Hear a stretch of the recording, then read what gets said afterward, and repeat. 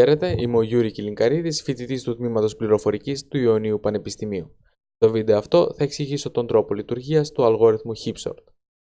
Το πρόγραμμα που υπάρχει μπροστά μας δέχεται 4 αρχεία εισόδου, με το καθένα να περιέχει 12 αριθμούς. Ο αλγόριθμος ταξινομεί τους 12 αριθμούς κάθε αρχείου σε έναν πίνακα κατά άκουσα σειρά, ακολουθώντας συγκεκριμένα βήματα, τα οποία θα εκτυπωθούν σε 4 νέα αρχεία εξόδου, όπως είναι το συγκεκριμένο αρχείο. Αρχικά οι 12 αριθμοί κάθε αρχείου ταξινομούνται σε έναν πίνακα 12 θέσεων. Η ταξινόμηση αυτή γίνεται με βάση το max heap, δηλαδή σωρός μεγίστου. Για να είναι όμως κατανοητή η θέση κάθε αριθμού στον πίνακα, θα τον απεικονίσουμε ως ένα διαδικό δέντρο. Για την κατασκευή του δέντρου ισχύει ο κανόνας όπου κάθε κόμβος γωνέας είναι μεγαλύτερος ίσως του κόμβου παιδιού. Η συγκεκριμένη for είναι υπεύθυνη για τη δημιουργία της σωρού μεγίστου. Στην πρώτη επανάληψη το σε παίρνει την τιμή 1. Αρχίζει να εκτελείται η do while. Το root παίρνει τη τιμή 0. Έτσι πραγματοποιείται ο έλεγχος μεταξύ του αριθμού που βρίσκεται στη θέση 0 του πίνακα και του αριθμού που βρίσκεται στη θέση 1 του πίνακα. Αν ο αριθμός στη θέση 0 του πίνακα είναι μικρότερος από τον αριθμό στη θέση 1 του πίνακα, τότε γίνεται αλλαγή.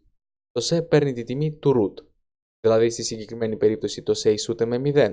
Τερματίζεται η do while. Το σε αυξάνεται κατά 1 στην επόμενη επανάληψη και η διαδικασία επαναλαμβάνεται έως ότου δημιουργηθεί η σωρός μεγίστου. Εδώ βλέπουμε τη σωρό.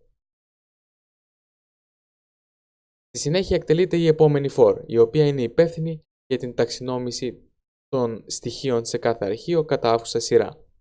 Αρχικά βλέπουμε ότι γίνεται η αλλαγή του αριθμού στη θέση 0 του πίνακα με το αριθμό στην τελευταία θέση του πίνακα.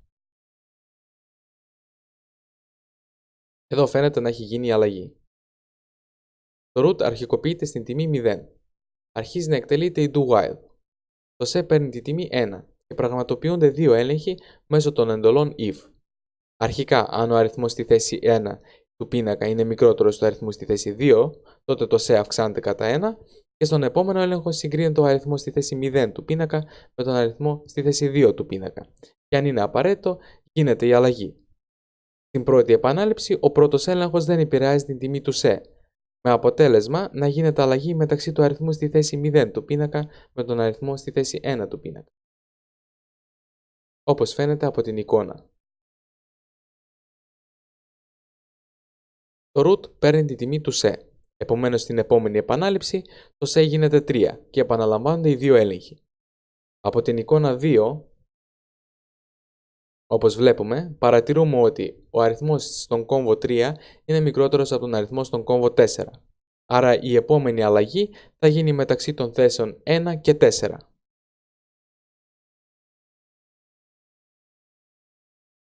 Με τους ίδιους ακριβώς ελέγχους θα διαπιστώσουμε ότι ο αριθμός 1487 του κόμβου 4 αλλάζει θέση με τον αριθμό στον κόμβο 10.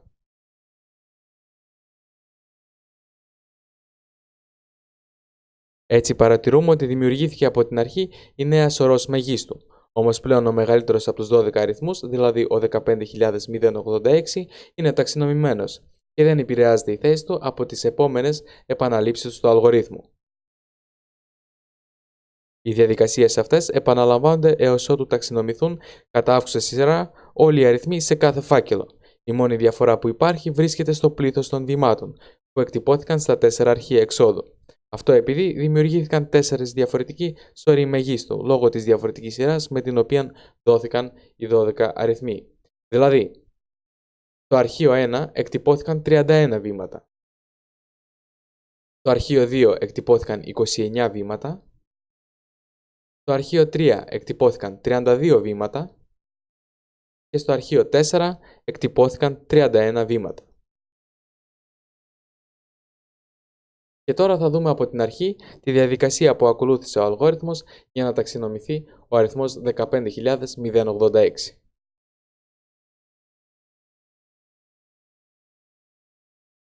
Ευχαριστώ πολύ για την προσοχή σας.